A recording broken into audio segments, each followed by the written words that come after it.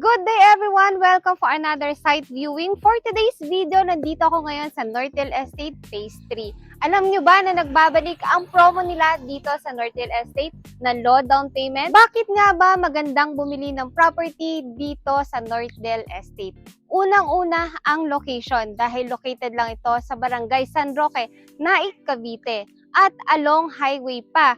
Malapit lang siya sa mga hospital katulad ng San Lorenzo Ruiz Hospital at Naik Doctors. At malapit lang din ito sa mga importanteng establishment like yung supermarket, schools, at sabi ko nga kanina is yung hospital. Simulan na natin ang house tour dito sa Northdale Estate. So this one nga is my lot area na 36 square meter at may floor area na 42 square meter. At kung nakikita nyo yung facade pa lang natin, simple at maganda rin yung color combination niya. Yung 1 to 2 meters na frontage. At ang maganda rito, pwede nyo siyang gawing pocket garden, para dahan ng motor, o kung gusto nyo naman mag-business, pwede yan dito. So, pasok tayo sa loob. So, simulan na natin dito sa pintuan niya. Ang pintuan po ay gawa po sa flush metal door. Pasok po tayo. So, upon turnover po ng unit is bare type. Wala pa po siyang pane. So, this one po is the model unit. So, para lang po magkaroon kayo ng idea kung ano po yung pwede ninyong gawin dito sa model unit, dito sa unit. So, dito nga naglagay sila ng sofa. So, dito, pwede nyo rin pong gawin dito ang entertainment area. So, for this one, naglagay po sila ng another storage area.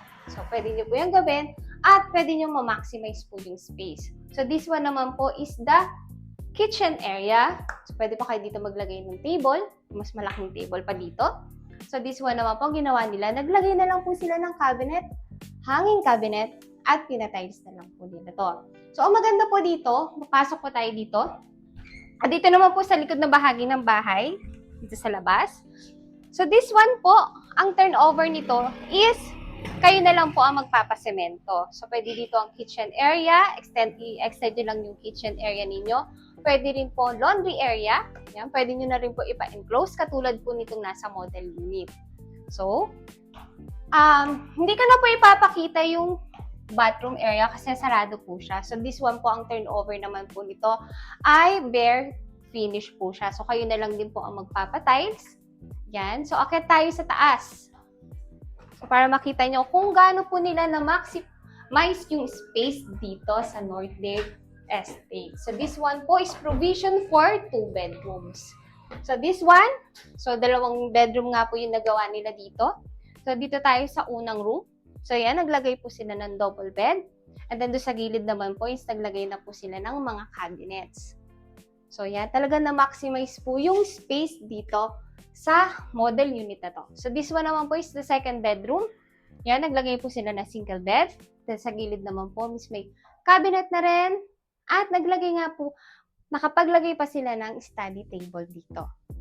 Yan, tapos na tayo ng site viewing. At napakita ko na sa inyo yung model unit para may idea kayo kung paano nyo mapapaganda ang bahay nyo. At ang magandang tanong, magkano ba ang Northdale Estate? So, ipa-flash ko po dito yung screen, yung computation para po ma-screenshot nyo na lang yan. At ang reservation nito, kung gusto nyo na mag-reserve is only 5,000 pesos lang. So, kung gusto nyo agad makapag-avail, message nyo lang ako. Po magtatapos ang ating house tour. Kung nagustuhan nyo po itong property na ito, message nyo lang ako. At kung hindi ka pa nakasubscribe sa aking channel, please subscribe para updated ka pag may mga bago kaming project na katulad dito. Again, this is Maricel Filimbergo. Thank you for watching.